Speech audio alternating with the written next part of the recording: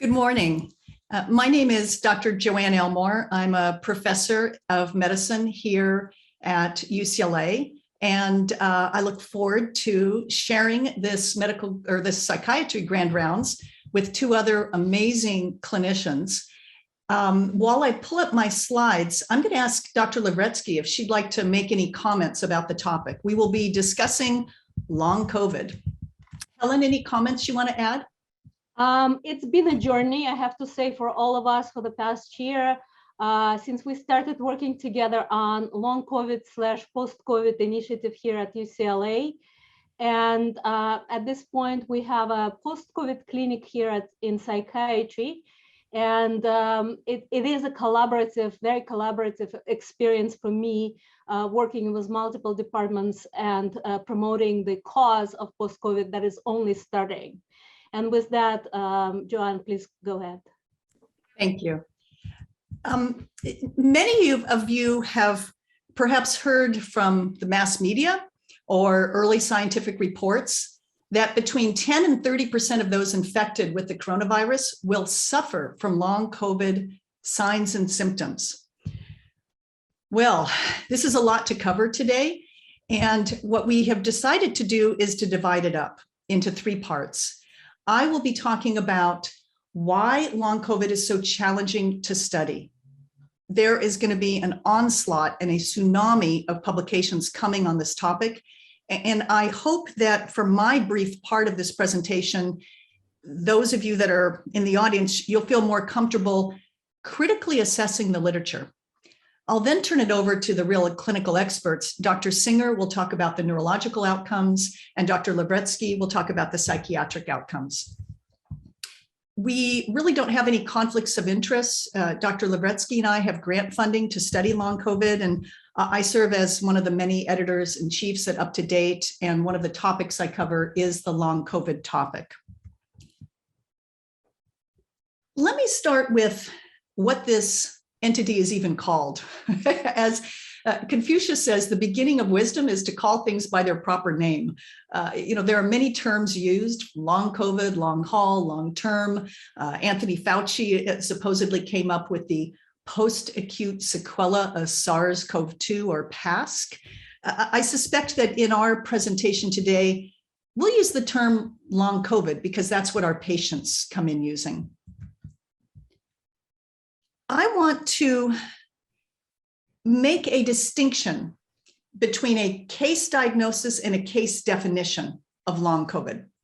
And they are not the same, in that a case diagnosis guides us when we're diagnosing disease in an individual patient that we're seeing in clinic. But we do not have clear and definitive diagnostic criteria.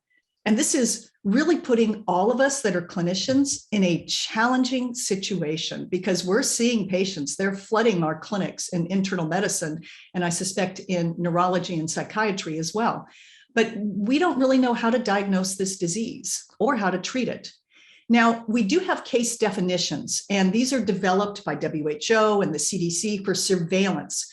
And they basically establish consistent criteria that enables epidemiological studies to proceed. And all they are is a list of criteria for the studies. And this permits comparison between different published studies.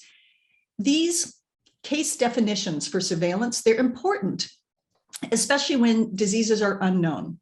And there's a lot unknown about long COVID. So we used these surveillance case definitions in the early days when we were studying Legionnaire's disease and when we were studying AIDS. Now, no case definition is perfect, and there are always false positives and false negatives. The CDC is quick to comment that these surveillance case definitions, they should be used to define a disease for public health surveillance and for research. And in blue is their comment for us as clinicians. And they say that these surveillance case definitions, they're not intended to be used by healthcare providers for making a clinical diagnosis or determining how to meet an individual patient's health needs. So again, we don't know how to diagnose this disease. And This shows you the CDC surveillance case definition. Look at this big long list of potential conditions associated with long COVID. Everything from at the top, difficulty breathing and tiredness and fatigue, down to the bottom, changes in menstrual period cycles. Now, some of the surveillance definitions have had variable timelines. Some have used the 28 days or 60 days or 90 days. And now we're seeing new publications that are questioning, is there a cyclical nature of symptoms coming and going? And did the patient even have to have some of these early potential long COVID symptoms at the time of the acute illness? Or can they develop symptoms of long COVID many, many months afterwards? On top of all of this, long COVID is now recognized in the US by the Americans with Disabilities Act. The US Department of Health and Human Services and the US Department of Justice Civil Rights Division, they now recognize long COVID under Titles II and Title III. And basically they can be labeled as disabled if the person's condition or any of its symptoms is a physical or mental impairment that limits their major life activities. All of this for a disease that we don't yet know how to diagnose. Over the last year and a half, there have been a wide range of publications on this long COVID topic. And instead of going over them one by one, instead, I want to spend the next probably 5 to 7 minutes discussing some of the ways in which we should all be thoughtful and attentive and a bit more careful when we're reviewing the literature, because I believe there's a lot of biased publications out there. So let me summarize the challenges in studying long COVID. First of all, a lot of variable definitions have been used. Some of the early publications are very small in size and only a single institution. Secondly, I feel strongly that it is really important to have a control group. Most of the publications have been of hospitalized patients. They then survey them a few months later and say, hey, do you still have symptoms? And a high percentage of patients say that they do. But it is important to have a comparison group. Let me walk you through a few more slides talking about some of the sources of bias in study design. And then I'll also reflect, I'm both an internist and an epidemiologist. I want to reflect on this really unique situation we're in with this pandemic. The virus is so dynamic and there's this evolving nature of the pandemic that it makes it so hard to study long COVID. So the first bias I want to talk about is misclassification. And basically, it can be difficult to distinguish symptoms that are caused by post-COVID conditions from symptoms that occur for other reasons. If you think about the fact that we're all on Zoom today, there's social isolation from the pandemic. Over the last year or two, this social isolation has been leading to symptoms of depression, anxiety, and mood changes. And how to tease out the effect of the pandemic from something that may be due to the COVID illness, I think is important to consider. So differentiating is very challenging. Now, there's also another topic that I should cover, and it's something called the post-ICU syndrome.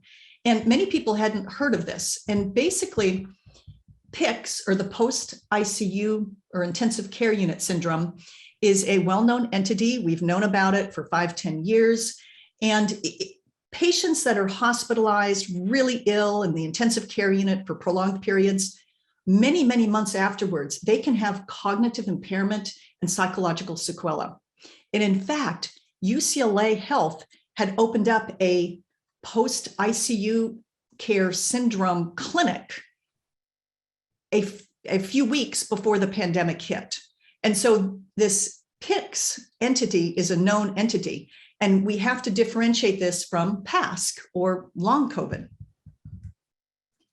Now, if you think about bias in this topic, you have to think about media and the influence. And patients with long COVID are pooling together. They're trying to find resources. They're afraid, they're scared.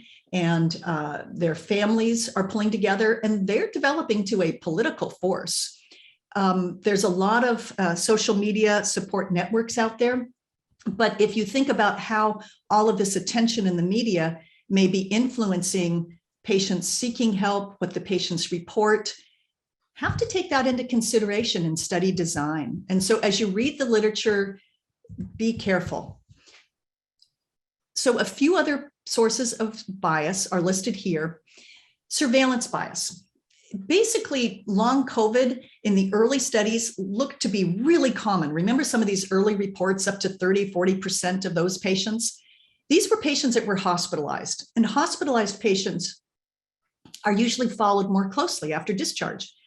We don't know for the millions of patients who have mild disease, or goodness, even have asymptomatic COVID, what percentage of them may ultimately develop long COVID symptoms?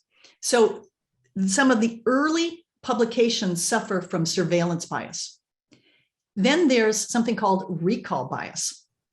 And with retrospective ascertainment of asking patients, tell me your symptoms. Now it's 6 months after you had COVID, and they've heard from the media about long COVID. This may bias or alter how they report.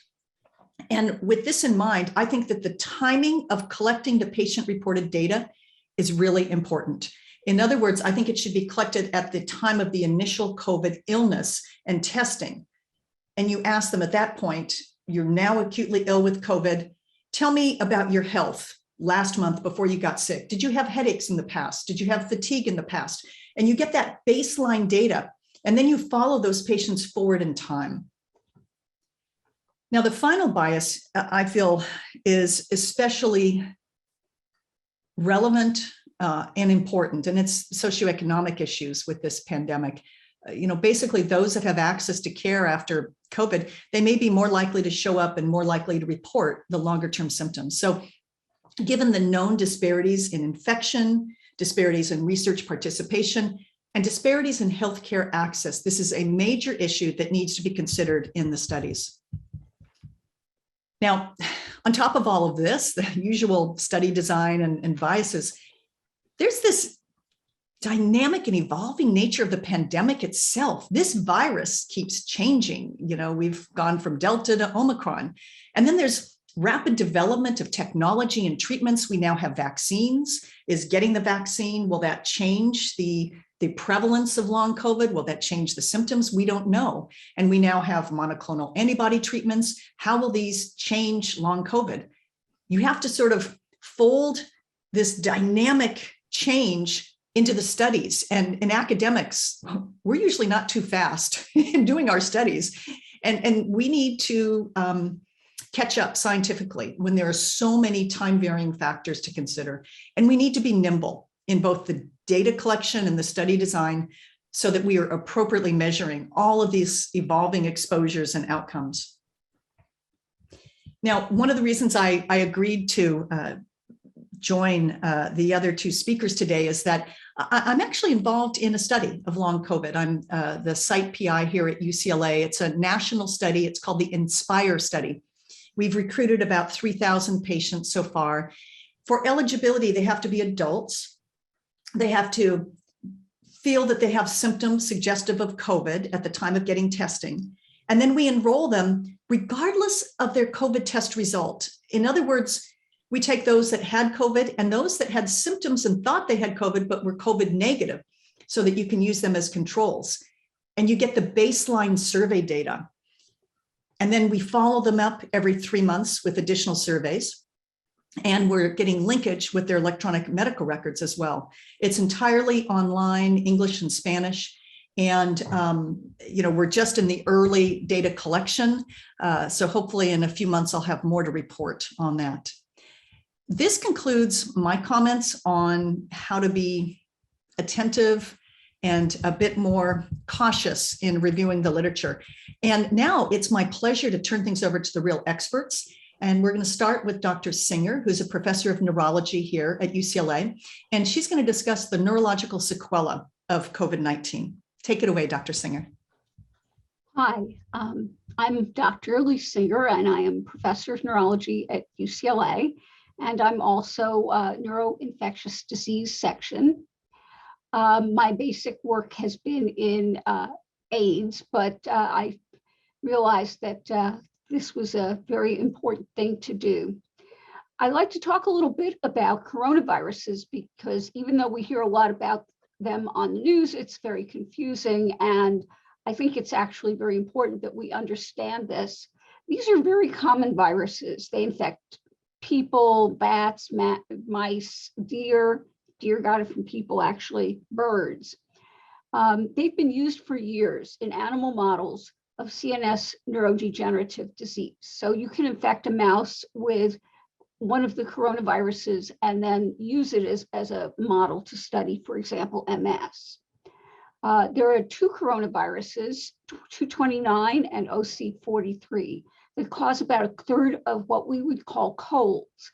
And CNS disease has been reported rarely in persons who've had infections with these viruses.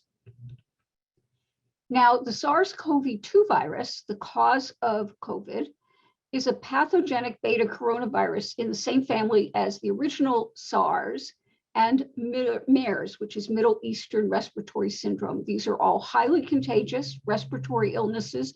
They can all cause serious multi-system disease, although probably SARS-CoV-2 causes the most of it.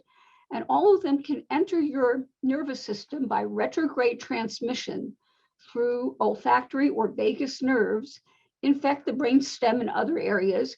And there's also quite a bit of speculation in the literature, which really needs to be investigated more, that there's a possibility this can also enter by a fecal oral route. Next. This virus likely originated in bats. Bats have a very unique immune system so that they can be the host for many, many extremely dangerous viruses without getting sick. And they also can have cells, and this can happen in people too, where two viruses can infect the same cell and exchange host genetic material. So this makes them a very dangerous reservoir. And likely that bats infected some other animal, which then infected humans, but we don't know. What we do know is that as far as the majority of cases, they probably are acquired through inhalation of aerosol droplets through the respiratory epithelium, where they bind to the angiotensin converting enzyme type 2 receptors on cells. These are cells that have, these are receptors that have a lot of important functions in the body, but more importantly, they're very widely distributed, so you can get a lot of systemic disease. And even in areas where there is no ACE2, there's a secondary receptor, a serine protease, that will facilitate entry even in tissues that are very low in ACE2 receptors.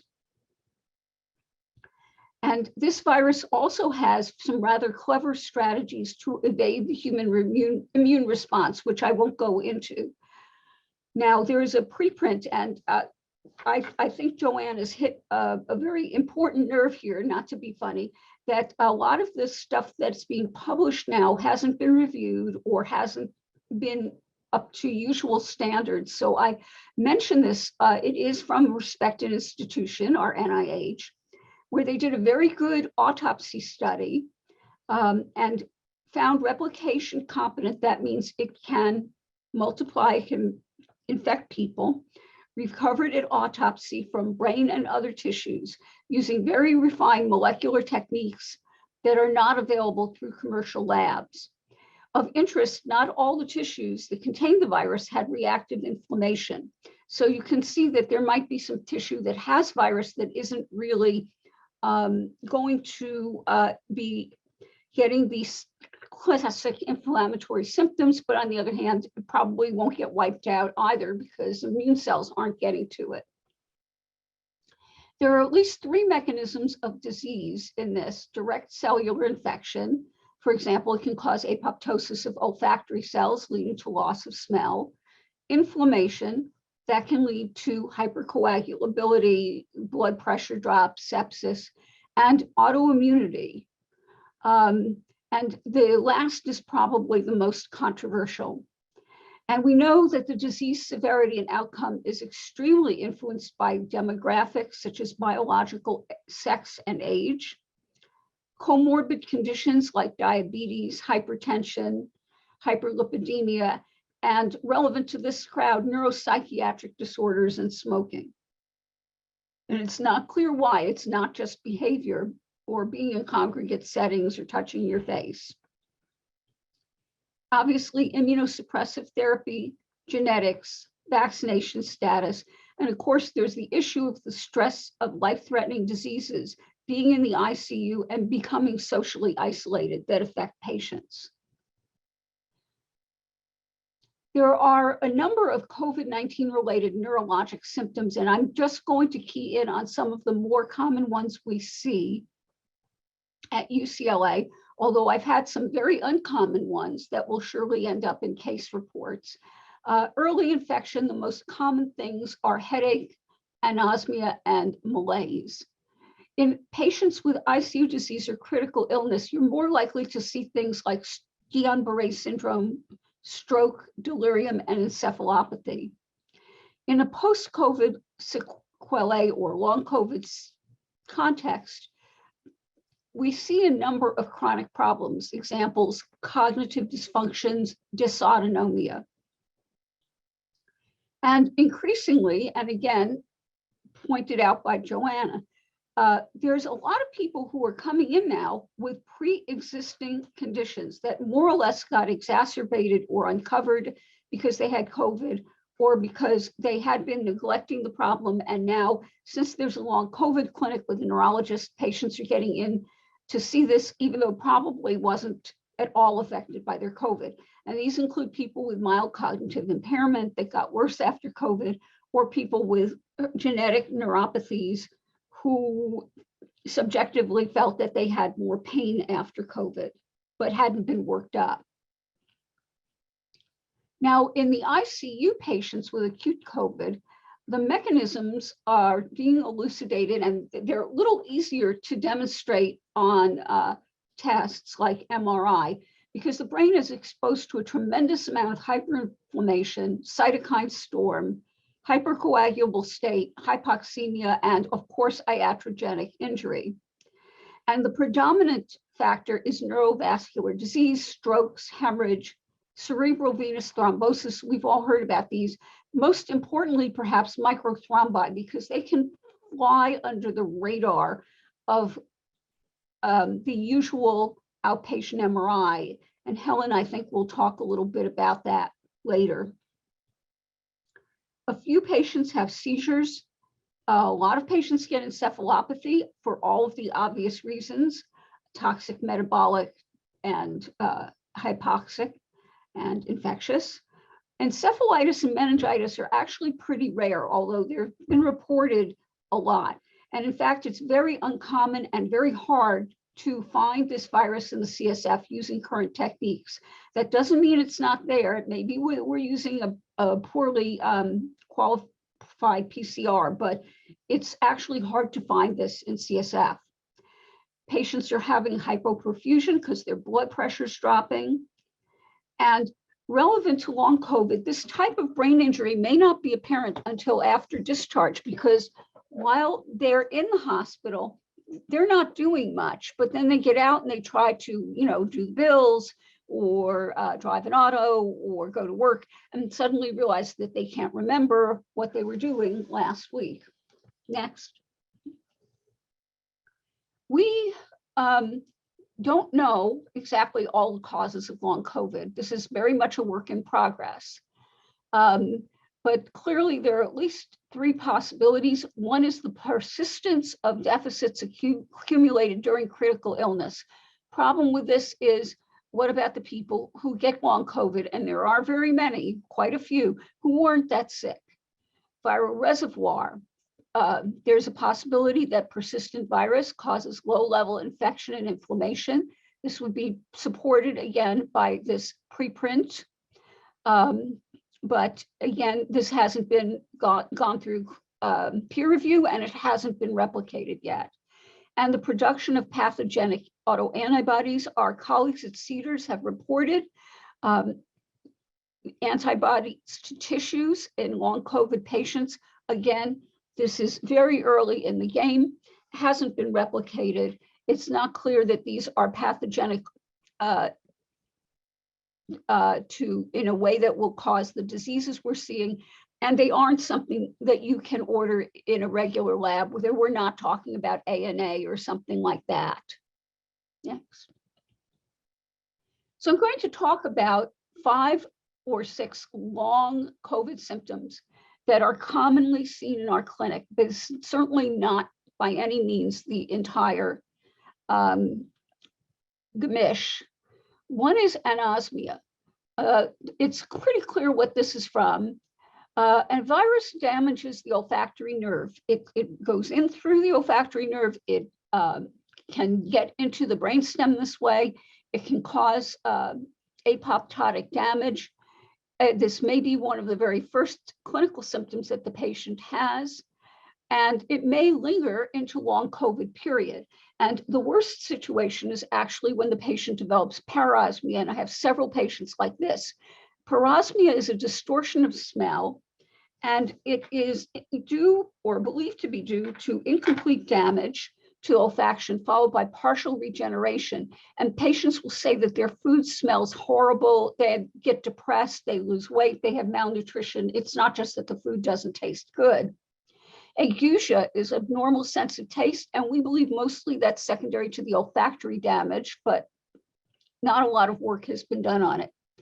We do work up on them. We can do smell testing, and we check for vitamin and mineral deficiency that can contribute to the anosmia. There isn't any reparative therapy for this, like nerve growth factor for your olfactory nerve. There's one randomized controlled trial that's been done that showed that sensory retraining is helpful and better than not doing sensory retraining. A lot of ENTs who see these patients use drugs and supplements, but they are mostly palliative, and the evidence for their utility is quite sparse. There's a great patient resource, and I've put it down here, Absent, which can counsel patients and help them with sensory retraining. And most important of all, if you have a patient like this, they have to get a fire and gas alarm. That's not a joke. They can't smell it. Cognitive dysfunction, Helen will do this in some more detail, but it may develop after the acute disease in non-hospitalized patients who had mild symptoms, as well as people who had the obvious intensive care unit disease. Patients complain of poor short-term memory, trouble with word finding, problems with executive functioning, slow processing speed. It's not actually that different than HIV dementia. Neuropsych testing tends to show in most cases a dysexecutive or frontal pattern similar to what you see in post-sepsis survivors. If I had somebody with something very focal, boy, I'd be looking for stroke too. And again, it has to be distinguished from all of these things that people may have as cofactors, like the ICU syndrome, hypoxemia, depression, PTSD, which is extremely common in our patients, anxiety. A big one is obstructive sleep apnea. This is a classic case where somebody with mild OSA gets COVID, it gets worse. Now they really need CPAP. And undiagnosed neurodisease that was uncovered by COVID. We do a mental status neurologic exam, neuropsych testing, which I think is very important, and routine dementia labs, because we need to be sure that somebody isn't just not necessarily just developed hypothyroidism. There isn't a specific medication treatment if you exclude treatable conditions like obstructive sleep apnea, but we do offer cognitive rehabilitation. Next. Dysautonomia is actually one of the most interesting and difficult things, because this dysautonomia is very similar to that has been reported after other infectious diseases and after Guillain-Barré syndrome. It's characterized by orthostatic hypotension, inappropriate tachycardia, the patient's just sitting on their couch and their heart rate goes up to 180 beats per minute for no particular reason, loss of sweating, They can develop gastroparesis and nausea, insomnia, and blurry vision. Most, but not all, of the symptoms are due to overactivation of the sympathetic nervous system. The workup requires an autonomic scan with tilt table, CO patch to check their heart rate during normal activities. You should rule out adrenal insufficiency if they have significant orthostatic hypotension, and review their meds to make sure that they're not on something that's exacerbating it.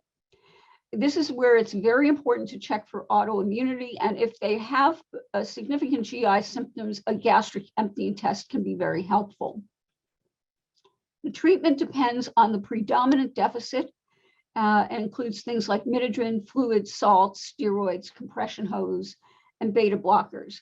This is something where if you don't know about it, it can sound more like a psychiatric condition because the way the patients describe it tends to be very colorful. Vertigo is something that is not getting enough love as a symptom and is actually very common in these patients. Vertigo, as you know, is a sense of imbalance or motion in relationship to the environment, and key, there's nothing moving. Often noticed after the acute illness, probably because the patient's active all of a sudden, and now the vertigo is aggravated by their movement. They were flat out before. Frequently, they'll also have decreased hearing and or tinnitus. In fact, COVID can cause hearing loss and people have to get hearing aids. We have a good idea why this happens because we found SARS-CoV-2 in Schwann cells and vestibular hair cells. The vestibular cells, of course, are sensory receptors involved in balance, head motion, and orientation. And the Schwann cells are found in the cochlea and are vital to hearing. We have been fortunate to have a really good neuro-otology department here in ENT with Dr. Gail Ishiyama and Dr. Akira Ishiyama. I send a lot of patients to them. They need a neuro exam, an MRI with and without contrast, with extra views of the internal auditory canals. That last is very, very important. Hearing tests and an ENG, and they may benefit from vestibular rehabilitation therapy and supplements. But I've had patients who are falling down and injuring themselves because of things like this. And the last one is one of the hardest, and it's fatigue. The kind of fatigue you see is not just like I worked out and I'm tired, but anything that I do makes me fatigued, and it's worsened by even the most minimal exertion, and I have to spend so much time sleeping afterward. And working them up, it's really important to get a history of their pre-COVID activity and sleep versus the new pattern, because a lot of them had abnormalities before this started. And it's very important to consider that the patient may have a sleep disorder because, again, if it's OSA or periodic leg movements of sleep that's making them tired, that's an easy fix. Same thing with thyroid disease. Autoimmune disease is a little harder, but clearly has to be considered in a patient with new onset fatigue, as does depression. The treatment is basically to treat what you can, treat the OSA and other sleep disorders appropriately. If the patient can't get to sleep, try antidepressants and melatonin.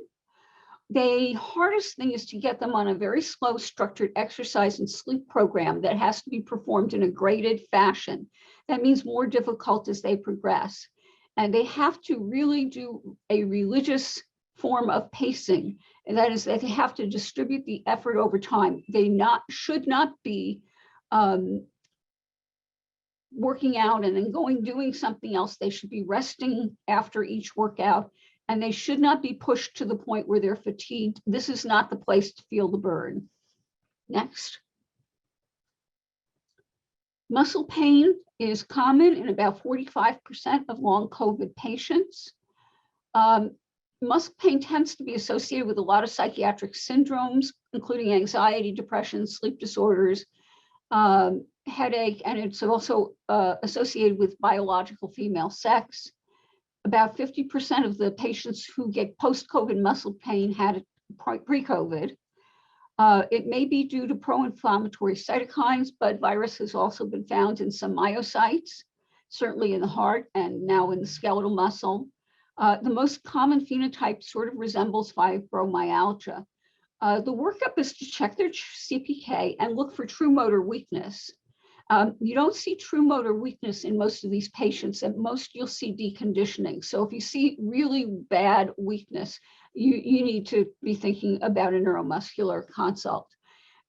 Same thing with EMG. You're looking for a myopathy on the EMG. If you have any of these factors, you need to look at a muscle autoantibody panel. Most people will be normal. There's no guidelines at all for treating this. You can consider a graded exercise program, stretching, non-steroidals, gabapentin, tricyclics, the usual pain management stuff, and acupuncture. I absolutely avoid benzos and opioids in this population. In summary, this is not going away anytime soon, and it's not our first pandemic, and it will not be our last. I know this because I went through the AIDS pandemic from sort of a situation where we are now in COVID to what it is today, basically a potentially very controllable disease. In 1918, 500 million people, which was a third of the world's population, got infected with influenza. And the estimated deaths worldwide were at least 50 million people, with over 675,000 deaths in the United States. That was a tremendous amount, considering how few people lived in the US at that time. We now have this tremendous amount of people infected with SARS-CoV-2 and a tremendous number of deaths. We can't avoid this. We have to face it, and we have to harden our defenses so that we don't go through this again, or if we do, we are prepared for it.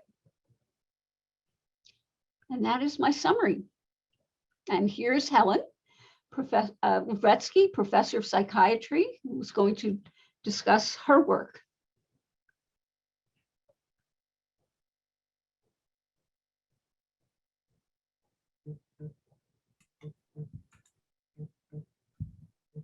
We'll need Dr. Lavretsky to come off of mute. Yes, thanks. Sorry.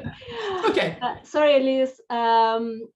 Yes, thank you. So it's been an interesting year of us collaborating on this evolving problem and trying to come up with solutions when solutions are not easily obtainable. And it took several departments at UCLA, but also an initiative across UCs with the involvement of the Office of the President of the UC, in which in the discussions we realized that not a single UC has all of the expertise necessary to provide care and solve the problems that post-COVID presents. The psychiatric post-COVID clinic is available for referrals via Care Connect and Access.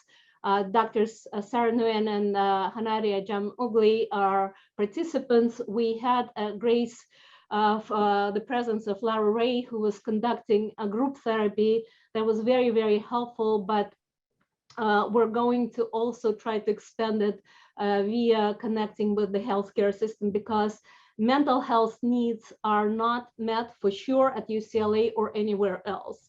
And they're at the forefront, not only because of the post-COVID itself, but also of ongoing stress of the pandemic.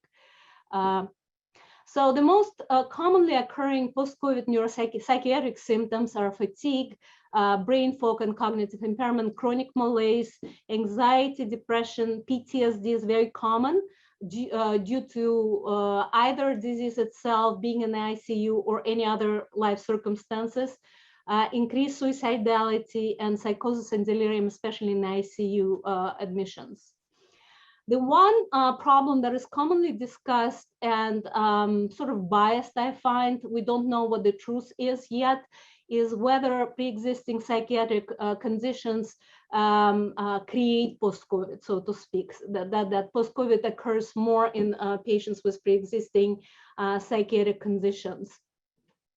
And from this study, which is a large study from 54 healthcare organizations, the new onset psychiatric condition is still higher than that from other viral illnesses like influenza or respiratory tract infections.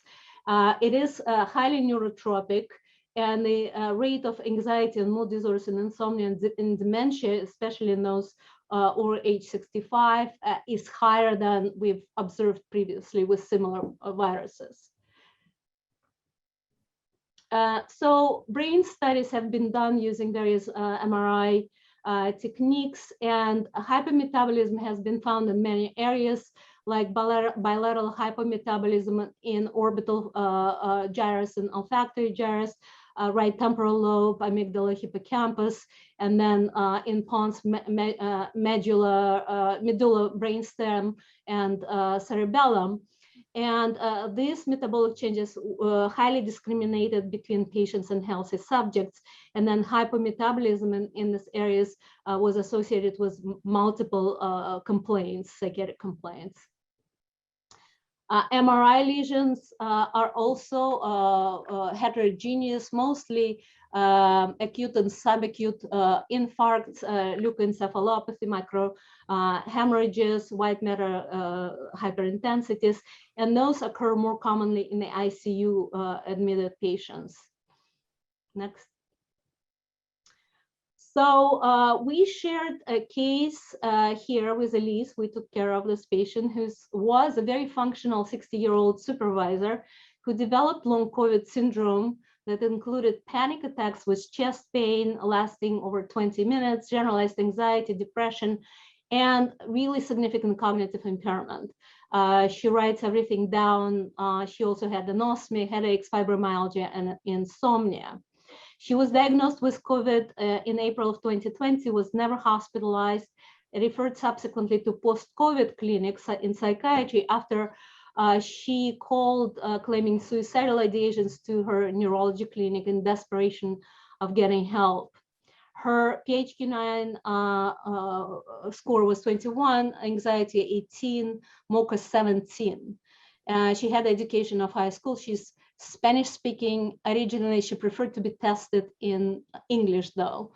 And she had a really prominent executive dysfunction on our testing.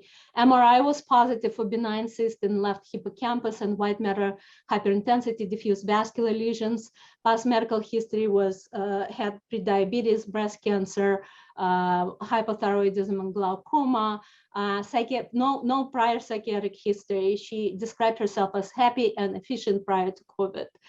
Medications on admissions: propranolol, L-thyroxine, nortriptyline for pain and headaches, Peperamet, omeprazole, trazodone, and supplements. She was seen for anxiety and insomnia. We tried tried antidepressants that also addressed her pain and headaches. Lexapro, nortriptyline, trazodone. Nortriptyline level at 100 milligram dose was 41. Next. And so she became a subject in our study that was published as a report along the study. We are serving as co-PIs with Shantanu Joshi from the brain mapping. And so here her brain is to the right. She is a 60-year-old subject compared to a 44-year-old control and a 30-year-old patient with post-COVID.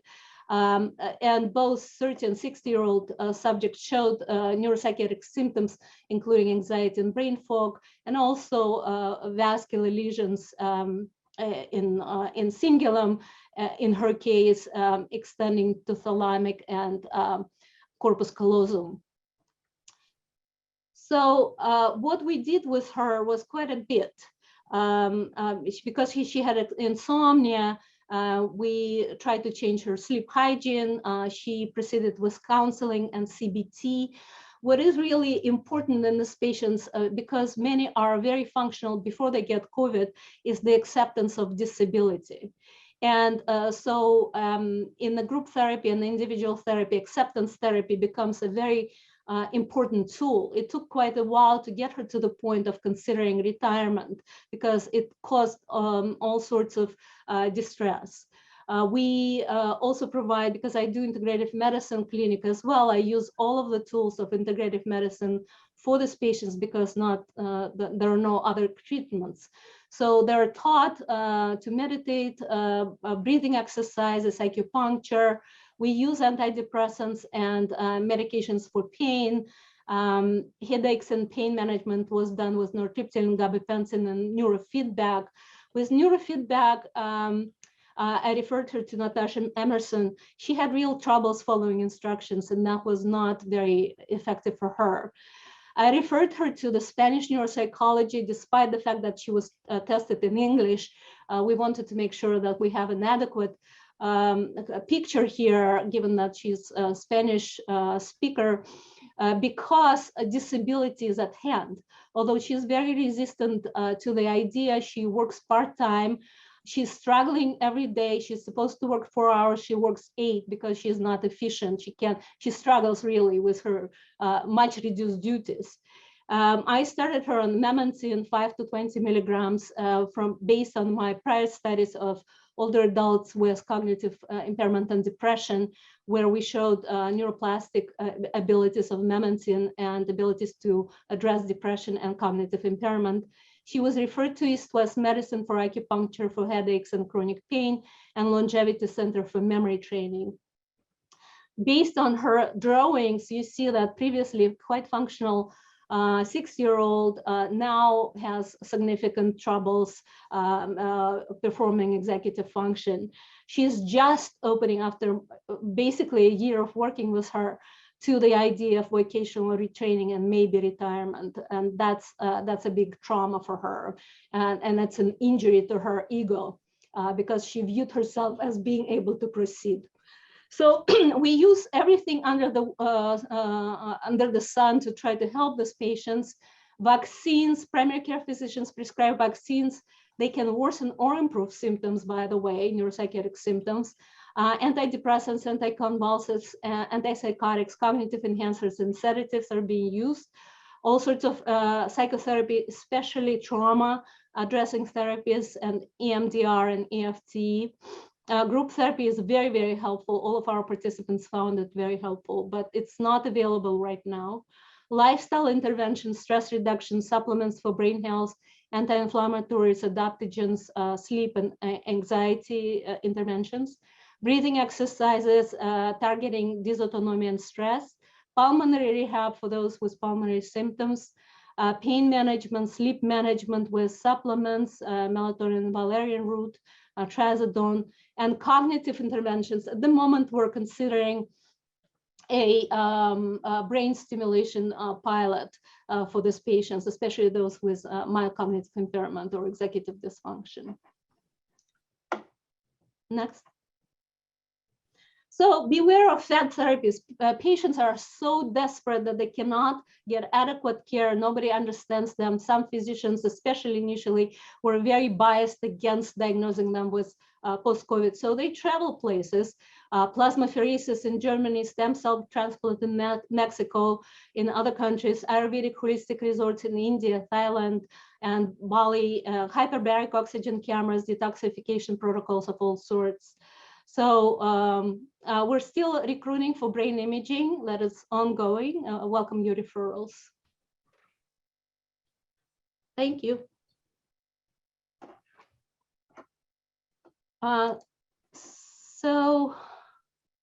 Yes, so there are a number of questions I'm gonna go through. Carrie Bearden is asking risk incidence of long COVID in fully vaccinated and or boosted individuals.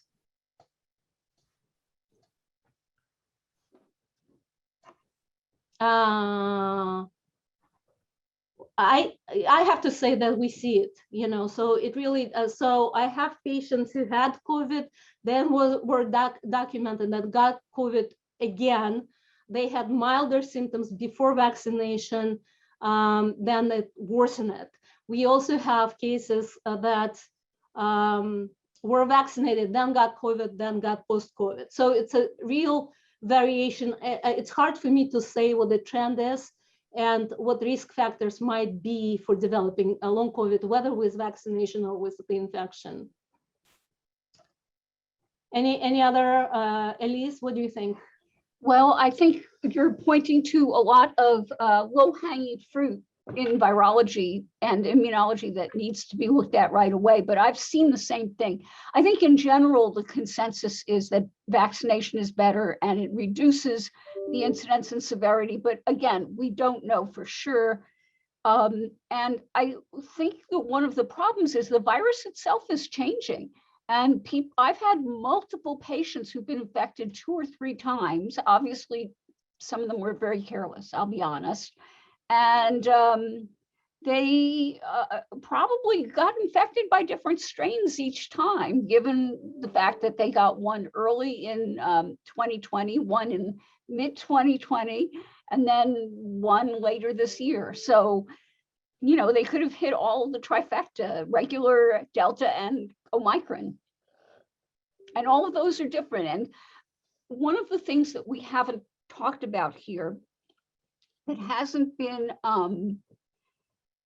that really needs to be looked at, and it's something that, again, comes from the AIDS literature, which I'm extremely familiar with, is that you don't need a whole virus necessarily to get you sick. You can have just a viral protein that will get you sick. And a lot of these viral proteins will interfere or attach to the cell on neurotransmitter receptors, and they will cause abnormal cell signaling. So it may have a lot to do with the strain that they pick up or the variant they pick up, and it may have a lot to do with the patient's as well genetics. But I don't see why it couldn't happen in this virus as well. Mm-hmm. Okay, so Nicole Peterson is asking, is there a risk with brain stimulation of worsening symptoms? For example, parosmia or is worse than a lack of smell. Do you have any idea of whether brain stimulation might be helpful for anosmia and smell problems? I don't. First of all, this is not my area of expertise, but clearly it needs to be examined in this issue. And number two, I think what we need to remember is that it doesn't stop when it just gets into the olfactory nerve. It gets into the brain stem and it gets into the olfactory bulbs, which are part of your brain. And there are people who've done MRIs who've shown bleeding and infarcts and hemorrhages in the olfactory bulbs and shrinkage of the olfactory bulbs. So that's a big job to ask brain stimulation to fix. Okay, so Dr. Nisha Visnanovanos, who's the director of the long COVID clinic, says there has been only one study on long COVID post-vaccination with the rate being lower, but still probably 1 in 50 breakthrough infections. So thank you for this comment. Any anecdotal experiences with using stimulants? We do use stimulants for patients with fatigue or executive functioning. They actually ask for it. Somatoform disorder as in long COVID. So my own experience with first onset versus predisposition. Psychiatric symptoms get worse with COVID sometimes, and it's hard, they become treatment resistant, harder to treat. For example, patients who have depression do not respond to previous treatments anymore. And it's hard to say, yes, some really focus on somatic symptoms, and that's why we refer them for neurofeedback to kind of retrain them, to refocus them. We also, my strategy is to help my internal medicine colleagues with some somaticizing patients by prescribing a wellness sort of prescription. You know, they have to exercise, they have to do respiratory training, they have to be in therapy. So we try to diffuse somatic focus by getting them busy. You know, they become responsible for their own management. CBT or psychotherapy could be very helpful with this. But Elyse, I'm sure you could agree. Elyse and I exchange emails about patients, how much somatization there is, you know, whether it's contributing to the post-COVID. Another issue is secondary gain. Now that is disability becomes allowable. many patients who never had COVID would claim it. So that's a very common problem, and that's what we discuss in our collaborative clinic meetings. Right, Elyse? Yes, I've seen that, and I've also seen people without and out. I don't know what to call it, but the person walks into the room, they're walking around, and then when asked them to formally test gait, they dive for the floor. So clearly there's something going on there. Right. So I'm beginning to see that a lot of the patients are embellishing. I'll be kind about it, possibly because they don't think they'll be believed, or possibly because they want disability.